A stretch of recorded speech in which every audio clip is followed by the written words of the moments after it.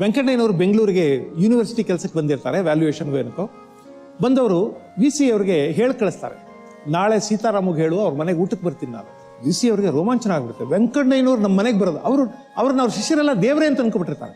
ವೆಂಕಣ್ಣಯ್ಯನವ್ರು ನಮ್ಮ ಮನೆಗೆ ಊಟಕ್ಕೆ ಬರ್ತಾರ ಅಂತ ಹೇಳಿ ಗಂಡ ಹೆಂಡತಿ ಇಬ್ರು ಸ್ನಾನ ಮಾಡಿ ಮಡಿಯಿಂದ ಬಹಳ ಚೆನ್ನಾಗಿ ಅಡುಗೆ ಮಾಡ್ತಾರೆ. ವೆಂಕಣ್ಣಯ್ಯನವ್ರು ಊಟಕ್ಕೆ ಬಡಿಸ್ತಾರೆ. ಬಡಿಸಿದ್ಮೇಲೆ ಅವ್ರಿಗೆ ಹಾಕಿದ ಎಲೆ ಮುಂದೆ ಇಬ್ರು ಗಂಡ ಹೆಂಡತಿ ದೀರ್ಘದಂಡ ನಮಸ್ಕಾರ ಮಾಡ್ತಾರೆ. ವೆಂಕಣ್ಣಯ್ಯನವ್ರು ಆಮೇಲೆ ಅವ್ರನ್ನ ಮಾತು ಕೇಳ್ತಾರೆ, ಅದಿಲ್ಲಪ್ಪ, ಅದ್ಯಾಕೆ ಮನೆ ಮುಂಬಾಗಿಲು ಕಿತ್ತಾಕ್ಸಿದೆಯಲ್ಲ, ಏನು ಮನೆ ರಿಪೇರಿ ಮಾಡಿಸ್ತಾ ಇದೆಯಾ? ಅದಕ್ಕೆ ಸೀತಾರಾಮಯ್ಯನವ್ರ ಮಾತು ಹೇಳ್ತಾರೆ, ಇಲ್ಲ ಸರ್, ತಾವು ಎತ್ತರವಾದ ಆಳು, ನಮ್ಮ ಮನೆಗೆ ದೈವವೇ ಬಂದ ಹಾಗೆ ಬಂದಿದ್ದೀರಿ. ನೀವು ಬರುವಾಗ ನನ್ನ ಮನೆ ಬಾಗಿಲು ಚೌಕಟ್ಟು ಚಿಕ್ಕದಿತ್ತು, ನೀವು ತಲೆ ತಗ್ಗಿಸ್ಕೊಂಡು ಬರಬಾರ್ದು ಅಂತ ಬಾಗಿಲು ಕಿತ್ತಾಕ್ಸ್ಬಿಟ್ಟೆ ಸರ್. ನೀವು ನೇರವಾಗಿ ತಲೆ ಎತ್ಕೊಂಡು ಬರಬೇಕು.